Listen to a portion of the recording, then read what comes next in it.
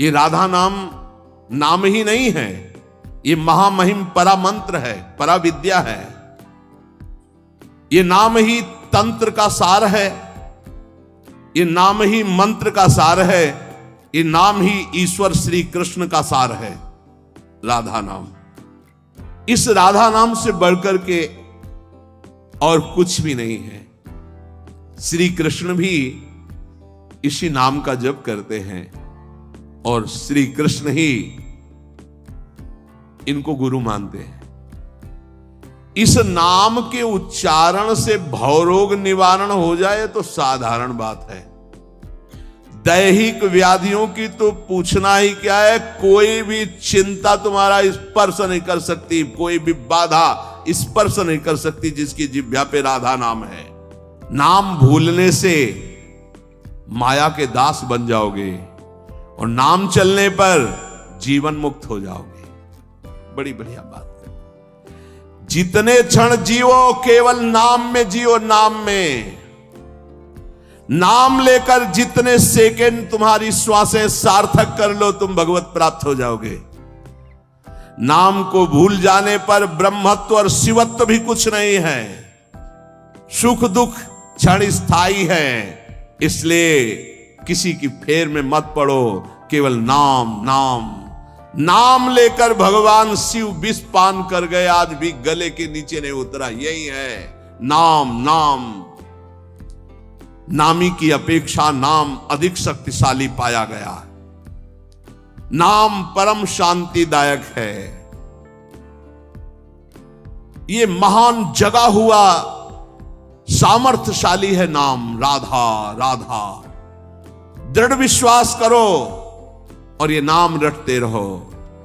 बिना श्रद्धा के भी नाम लोगे तो तुम्हें भगवत प्राप्ति करा देगा। श्रद्धा की बात क्या। एक क्षण इस संसार में कहीं भी शांति नहीं है, एक क्षण भी। इसलिए किसी के इस भुलावे में मत पड़ो कि अमुक जगह शांति है। शांति तुम्हारे हृदय में है और वो तुम्हारे भजन से होगी। भजन से सर्वत्र चिरस्थायी शांति, सर्वत्र चिर आनंद वो केवल भजन से मिलेगा। तुम्हारे हृदय में नाम नहीं चल रहा, पूरी पृथ्वी में घूम जाओ, कहीं शांति नहीं मिलेगी। ये महापुरुषों के वचन है। चिरकाल तक कहीं भी तुम घूम जाओ, कहीं तुम्हें शांति नहीं मिलेगी यदि नाम जप नहीं करोगे। तब लग कुशल न जीव कहूं, सपने हो मन विश्राम, जब लग भजत न राम को शोक धाम। अभी समय है, अभी मृत्यु तुम्हारे ऊपर आक्रमण नहीं कर रही। इसी क्षण नाम जप कर लो, राधा राधा राधा, भगवत प्राप्ति हो जाएगी। नारायण बोला पुत्र के बहाने से भगवत प्राप्ति हो गई, तुम जानबूझ के राधा बोल रहे, तुम्हें भगवत प्राप्ति नहीं होगी। अरे विश्वास करो भाई।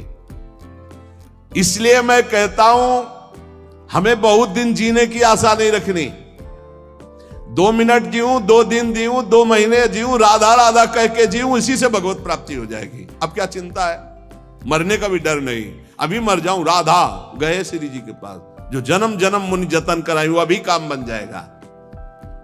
नाम सदा के लिए हमारे जिह्वा पे विराजमान है। सुख दुख पुत्र परिवार ये सब भूल भुलैया है, कोई हमारा नहीं है, नाम हमारा है। राधा राधा राधा, नाम न भूलना। श्री कृष्ण की सारी शक्तियां इसी नाम पर विराजमान है। ये आधार है, ये बीज है स्वरूप। ये नाम विश्व का बीज है। काय मनोवाक्य से नाम को ग्रहण करो, परम कर्तव्य की पूर्ति हो जाएगी। सारे ऋणों से मुक्त हो जाओगे नाम रूपी धन से। राधा राधा राधा।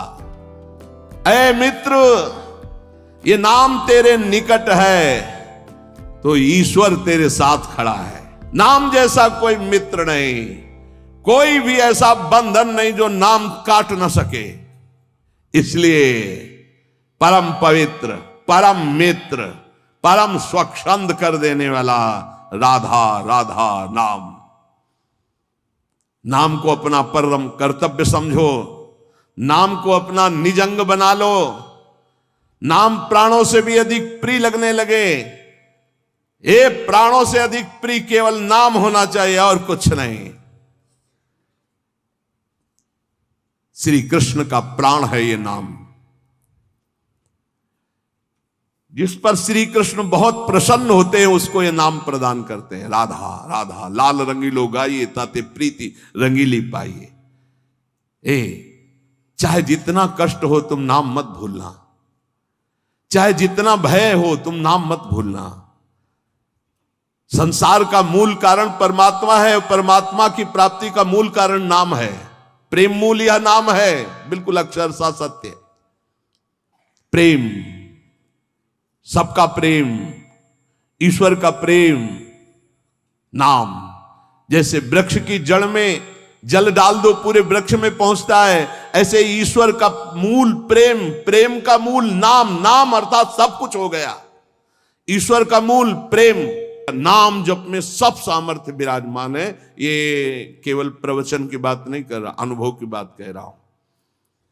पूरे शरीर को झकझोर के रख देती जिस समय कुंडली जागृत होती यौगिक क्रियाओं के द्वारा, और नाम के द्वारा जब जागृत होती तो पता ही नहीं चलता कब जागृत हो गई। ये ध्यान रखो, वही नाम से ऐसे सहज में जागृत हो जाती कि उसको पता भी नहीं चलता कि हमारे अंदर कुंडली जागृत हो गई क्या, सुषुम्ना मार्ग खुल गया है क्या। खूब नाम में प्रीति। सदाचार पूर्वक आसनों का सेवन, ये तो सदगृहस्थ भी कह सकते। 45 मिनट आप सुखासन पर बैठने का अभ्यास करें। अगर थोड़ा भी परमार्थ पे, कम से कम 24 घंटे में 2 बार आसन में बैठने का तो अभ्यास। सुखासन ऐसे पलथी मारकर ऐसे आराम से, या अर्ध पद्मासन, एक टांग के ऊपर बाई टांग के ऊपर दाई टांग ऐसे चढ़ा करके आराम से, ये आराम आसन है। जो वयोवृद्ध हैं थोड़ा कुर्सी या सोफा या जैसे भी बैठो, पर ऐसा नहीं कि एक एक मिनट में इधर उधर, थोड़ा सा शांत बैठने की कोशिश करो। जैसे निरंतर विषयी पुरुष विषय चिंतन करता है तो उसे विषय की आसक्ति प्राप्त हो जाती है, ऐसे भक्त जब भगवान नाम चिंतन करता है तो उसे भगवान में आसक्ति प्राप्त हो जाती है। जैसे विषयी पुरुष विषय चिंतन करता है तो विषयों में आसक्ति हो जाती है जिसमें है ही नहीं कुछ, घृणित स्थानों में आसक्ति हो जाती है। फिर सच्चिदानंद का जब चिंतन होता है तो उसमें आसक्ति हो जाए तो कैसा आनंद होगा। भगवान मेरे समीप हैं, अनुभव हो रहा है। भगवान मेरे को ऐसे 1000 हाथों से ऐसे घेरे हुए हैं।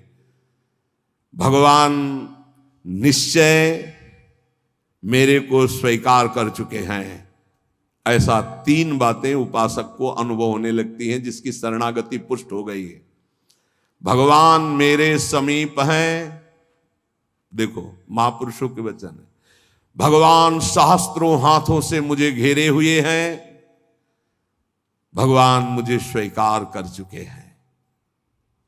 ये 3 बातें शरणागत के अंदर आ जाती हैं। देखो आपको अनुभव होता है भगवान मेरे समीप है। अगर नहीं हो रहा तो अभी आपका कोई है, इसीलिए नहीं हो रहा। ये पूज्य श्री राधा बाबा कहते हैं हमारे श्री कृष्ण में एक स्वभाव ऐसा है, वो दूसरिया पसंद नहीं करते। वो जिसको स्वीकार करते हैं उससे अनन्यता की चाह रखते हैं। मौन, अन्य चेष्टाहीन, शरीर मन वाणी केवल आराध्य देव में, तो अनुभव होने लगेगा कैसे प्रभु हमारे समीप रहते हैं। ये कितने बड़े महापुरुषों की खुली हुई बात है। भगवान मेरे समीप हैं, भगवान मुझे शास्त्रों भुजाओं से ढके हुए हैं, मेरी रक्षा कर रहे हैं, भगवान मुझे स्वीकार कर चुके हैं। ऐसा शरणागत को अनुभव होता है। आपको यदि अनुभव नहीं हो रहा तो मौन, सारी चेष्टाएं भगवान के लिए, शरीर मन और वाणी प्रभु के चरणों में समर्पित, तो आपको अनुभव होगा प्रभु मेरे समीप है। अनुभव होता है हर उपासक को। जीवित कैसे रहे, जो भोगों से जीवित है उनकी बात अलग, जो प्रभु से जीवित है उनकी बात। कोई सोच सकता है ये तो विरक्त कर सकता है, गृहस्थ कैसे कर सकता है? तो बोले गृहस्थ संबंधी जितने कार्य वो सब प्रभु को अर्पित करो। नियम से भजन का समय रखो। इतने समय ठाकुर सेवा, इतने समय पाठ, इतने समय भजन, इतने समय ड्यूटी, इतने समय अपने कार्य। समय से सब कार्य, संसारिक कार्यों को भी समय से करो और भगवद अर्पित करो। जब तक दूसरों से क्रोध करते हो, द्वेष करते हो, कपट रखते हो, स्वार्थ भरा व्यवहार करते हो, अभिमान भरी वाणी बोलते हो और लोक में दूसरों की निंदा करते हो, तब तक हृदय में विद्यमान भगवान होने पर भी तुम ये अनुभव नहीं कर सकते कि वो मेरे समीप हैं।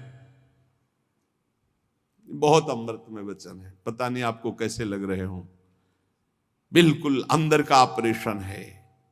जब तक दूसरों से क्रोध करते हो, द्वेष करते हो, कपट भरा व्यवहार करते हो, स्वार्थ रखते हो, अभिमान भरी बात बोलते हो, दूसरों की निंदा करते हो, तो हृदय में विद्यमान रहने पर भी भगवान का अनुभव नहीं कर सकते कि वो मेरे समीप हैं।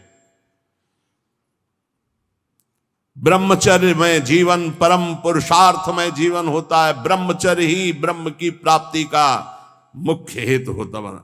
ये मुख्य हेतु होता है। मान लो जिसके त्यागने में इतना सुख है, उसको रोकने में कितना सुख होगा। मान लो ये डॉक्टरों की ये बात हमारी समझ में नहीं आती जो ये कहते हैं कि ऐसा करना ठीक है। हमको उन लोगों की बात समझ में नहीं आती जो कहते हैं सर्वनाश का खेल खेलो और तुम स्वस्थ रहोगे। भगवान ऐसों की बुद्धि को बचाएं जो प्रमाण देना चाहिए कि हमारी नई पीढ़ी, हमारी नई समाज कैसे संयम में रहकर ऊपर उठती है। कोई भी घड़े में छेद कर दो भर जाए, ऐसा कैसे हो सकता है। चलनी में गैयादू है, दोष दैव को दे, हरि गुरु कहो न माने। कैसा कलयुग बढ़ गया है कि प्रमाण दिया जाता है सीरियल नौटंकी नाटकों से और डॉक्टरों से। कैसी बुद्धि भ्रष्ट हो गई है उपदेश देने वालों की। धर्म शास्त्रों की अवहेलना करके ऐसे उपदेश देने वालों को नरकी गति प्राप्त होगी, कोई भी हो। क्यों? क्योंकि वो जब ऐसा उपदेश कर रहा है तो स्वयं उसकी ऐसी धारणा है। और व्यभिचारी की गति कभी शुभ नहीं हो सकती। व्यसनी धन शुभ गति व्यभिचारी कभी नहीं हो सकती। शास्त्र मर्यादा का नाश करने वाले ऐसे लोग प्रमाण देते हैं नाटकों, नौटंकी और फिल्मों का कि ऐसा करना उस फिल्म में कहा गया, ऐसा करना उस डॉक्टर क्या है? शरीर संबंधी अंगों का ज्ञान रखने वाला है, ना कि वो परमार्थ विजयी योद्धा है। वो काम, क्रोध, लोभ, मोह, मद इनका ऑपरेशन करना जानता है क्या? इतना चाहे जितना तुम डिग्री ले लो, इस शरीर का तुम ज्ञान रख सकते हो, लेकिन मन का और बुद्धि का और परमात्मा तत्व का ज्ञान प्राप्त करने वाले महापुरुषों की, ब्रह्म ऋषियों की वाणियों का खंडन करने का अधिकार नहीं है। उन्हीं की बात से हमारा परमार्थ शुद्ध होता है। शरीर में जितनी पावर शक्तियां हैं वो सबका अंतिम रूप वीर्य है। सबका अंतिम रूप, सप्तम धातु का अंतिम रूप बनता है जाकर वीर्य। और उस पावर का नाश करने वाला कभी स्वस्थ रह सकता है? कैसी बुद्धि है, कैसा उपदेश है। यहां कह रहे हैं कि परमार्थ की शुरुआत ही ब्रह्मचर्य से होती है। इसलिए चाहे गृहस्थ हो चाहे विरक्त, गृहस्थ तो संयम से संतानोत्पत्ति के लिए भगवत प्रणाम करके, भगवत आराधना करके, दिशाओं को नमस्कार करके, तिथि और समय की योग्यता देख करके संतानोत्पत्ति के लिए भगवत पूजा भाव रखकर वो संयोग किया जाता है, सहवास किया जाता है। और भगवान की प्राप्ति के मार्ग में चलने के लिए इसका संचय किया जाता है। ब्रह्मचर्य परम जीवन, परम पुरुषार्थ ब्रह्ममय है। 10,000 वर्ष तक ब्रह्मचर्य रह करके कश्यप जी ने जब संतानोत्पत्ति का संकल्प किया तो विनता जी से भगवान गरुण जी का प्रादुर्भाव हुआ। भगवान अरुण जी का, जो सूर्य के सारथी और जो हरि के वाहन गरुण जी, अरुण जी। फिर 1000 वर्ष तक रहकर तो भगवान वासुकी, भगवान शेष, अनंत फणधारी, इनका जब जब वो सहवास करते तो हजारों वर्ष ब्रह्मचर्य रह के तो बलिष्ठ देवता, बलिष्ठ दैत्य सब उन्हीं से प्रकाशित हुए, कश्यप जी से। ब्रह्मचर्य पूर्वक जीवन कई वर्ष व्यतीत करके नाम जप करते हुए फिर संतान, तो चाहे बालिका हो चाहे बालक, वो जगत मंगल करने वाला हो गए, पशुओं जैसे आचरण से नहीं। ब्रह्मचर्य जिसका ठीक है वही, चाहे गृहस्थ हो चाहे विरक्त, वही परमार्थ पर विजयी हुआ है आज तक। सद्भाषण, सद्विचार, सद्भावना, न्याय निष्ठा, आडंबर पाखंड का त्याग, वही जाकर के धर्मात्मा महात्मा बनता है।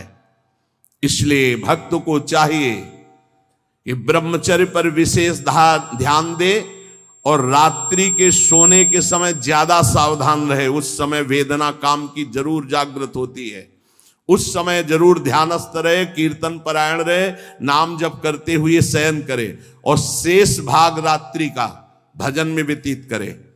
मध्य भाग शयन के लिए, शेष भाग प्रारंभ भजन और उठने के समय भजन। अब आप लोगों की तो दिनचर्या ऐसा है कि अर्धरात्रि से शुरू हो जाती है, शेष भाग आने ही नहीं पा। ये जो ब्रह्म मुहूर्त समय कहा जा रहा है, इस समय तो सत्संग हो रहा है आपका।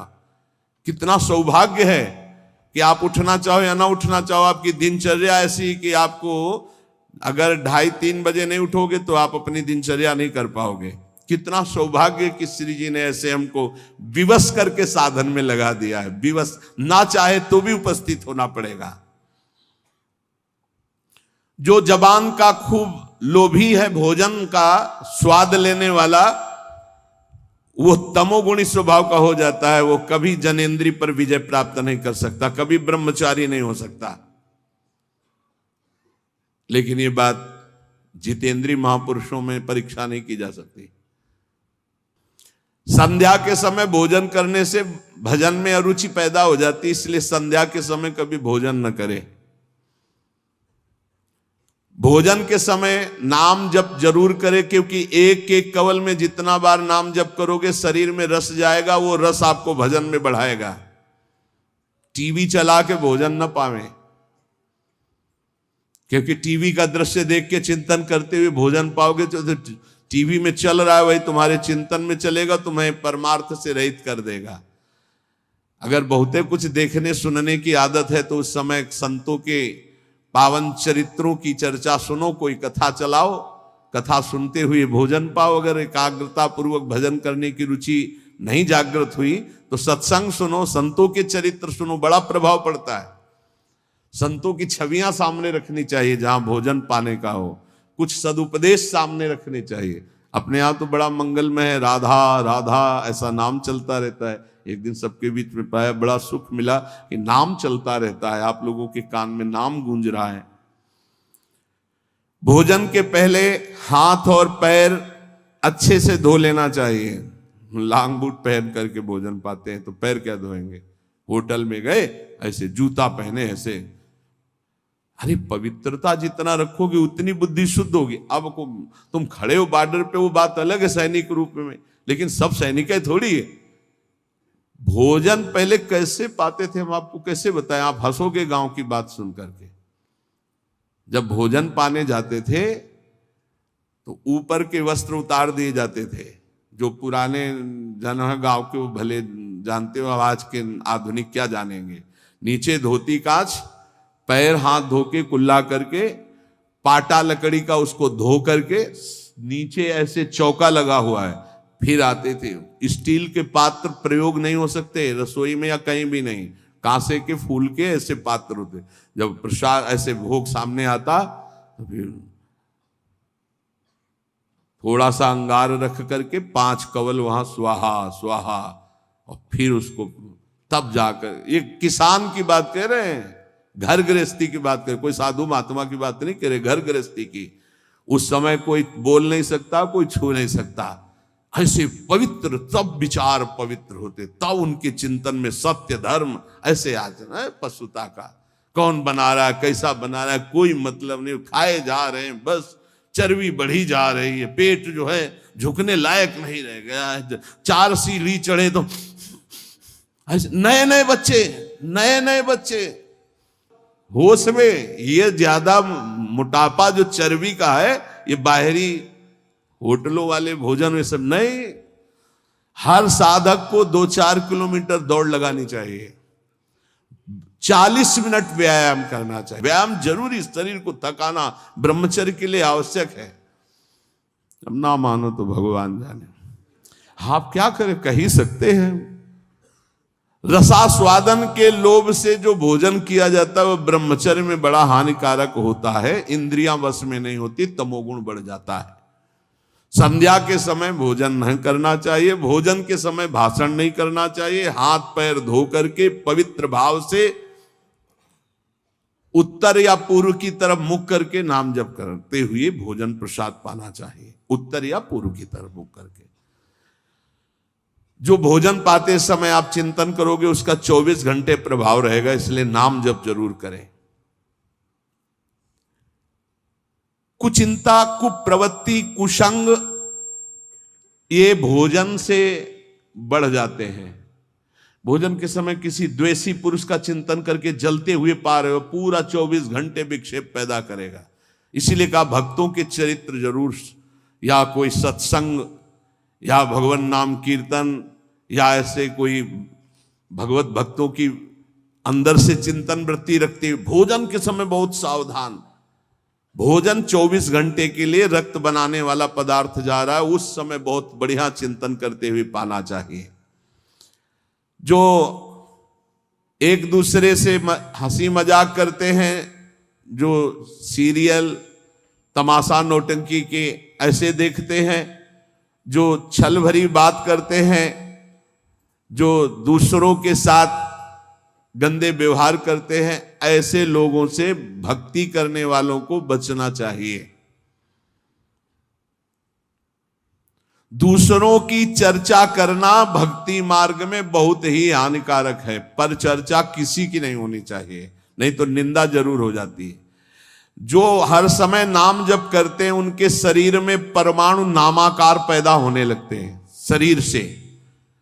ऐसे जनों के साथ बैठना, संभाषण करना, उनके साथ भोजन पाना, या उनकी चरण रज या उनका उच्छिष्ट या उनका कुछ दिया हुआ पदार्थ मिले तो नाम जप में बड़ी रुचि बढ़ती है।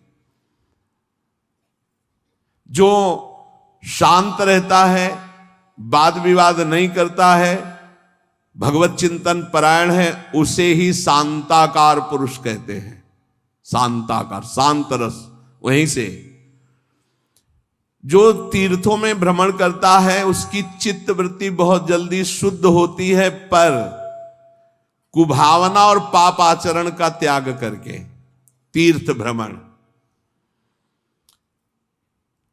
ये बात तुम्हारे मन में कभी नहीं आनी चाहिए कि मैं दुर्बल हूं, मैं गृहस्थ हूं, ये नहीं आनी चाहिए। जब कोई कहता मैं गृहस्थ हूं तो उसी समय कहते ये बोलो मैं भगवान का हूं पर गृहस्थी धर्म से युक्त हूं, ये बोलो। आधी बात क्यों बोलते हो? तुम गृहस्थ हो, आधी बात है। पूरी बात है तुम श्री भगवान के हो पर तुम्हारा गृहस्थ धर्म है। जैसे हम प्रियाजू के हैं पर हमारा विरक्त धर्म है। आप प्रियाजू के हो, आपका गृहस्थ धर्म है। दोनों अपने अपने धर्म का पालन करके प्रियाजू को प्राप्त होंगे। मैं बहुत नीच हूं, दुर्बल हूं, अपवित्र हूं, ये सब बातें केवल बोलने की बात है। अंदर से बात रहती मैं प्रियाजू को हूं, जैसा भी हूं प्रियाजू का हूं। ज्यादा इनका प्रभाव न पड़ने पावे अंदर, नहीं तो फिर निरुत्साहित हो जाओगे। नहीं, जैसा भी हूं प्रियाजू का हो। ये मन की दुर्बलता भजन से हटती है, धैर्य एवं उत्साह बढ़ने लगता है जिसका नाम जब चलता है। भक्त वही जो केवल गुरुदेव वाक्य और भगवत वाक्य पर विश्वास रखता है, अन्य नहीं। गुरुदेव के वचन और भगवान के वचन बस। ये काम क्रोध की तरंगे मन में उठती हैं, चिंता मत करो, नाम जप करो, गुरुदेव के वाक्य पर विश्वास रखो, शांत हो जाएंगी। देखो तुम्हें मैं बड़े अनुभव की बात बताता हूं। मैंने अपने प्रभु के नाम से जो प्राप्त किया वो हमको और किसी साधन से नहीं मिला। मैं इस समय मस्त हो रहा हूं। महात्मा श्री हरनाथ ठाकुर जी नाम के बहुत बड़े संत हुए। मैं तुम्हें अपने जीवन के अनुभव की बात बताता हूं। मैं इस समय बहुत मस्त हो रहा हूं नाम जप के द्वारा। कभी भी मैंने सूचि और असुचि का विचार नहीं आने दिया। सूचि माने होता है पवित्रता, असुचि माने होता अपवित्रता। कि अपवित्र हूं कि पवित्र हूं इसका विचार नहीं आने दिया। हर समय नाम जप चलता रहा है। तुम्हें सच्ची बतावें, यहां ना कुछ पवित्र है ना अपवित्र है। देखो कैसा मन का नाटक है। ऊपर से नहा लिया, हम समझ रहे पवित्र है, और यही मल भरा हुआ है। यही एक बस चावल भर चमड़ी का ढक्कन है ढका हुआ, नहीं तो यहां मलाशय मूत्राशय सब यही है। भला क्या पवित्र हो गया? ऊपर से पानी डाल, रेशम के थैले में बिष्ठा भर लियो और ऊपर से उसको नहा दो तो पवित्र हो जाएगा क्या? अगर तुम्हें पता है कि इसमें विष्ठा भरा है, छुओगे उसे और इसमें भरा है। कितना है इस शरीर से प्यार करते हो? है क्या ये थैला है और कुछ नहीं है। यहां भगवान बैठे, यहां भगवान बैठे और यही पूरा है, नीचे सब नरक कुंड भरा हुआ है। भगवान से हमारा कोई संबंध है जिनकी हम खोज कर रहे हैं, कभी स्त्री में, कभी पुत्र में, कभी परिवार में, कभी मित्र में, हम उन्हीं की खोज कर उसी प्यारे से प्यार करना चाहते हैं, पर समझ नहीं पाते इन शरीरों की आड़ में वो बैठा है, शरीरों से प्यार कर बैठते हैं और वो जो बैठा है उससे कोई मतलब नहीं रह जाता, इसलिए हर बार खाली हाथ हो जाते हैं। इस बार गुरु कृपा से पता चला कि शरीरों से नहीं, शरीरों के अंदर बैठे हुए परमात्मा से प्यार करना है।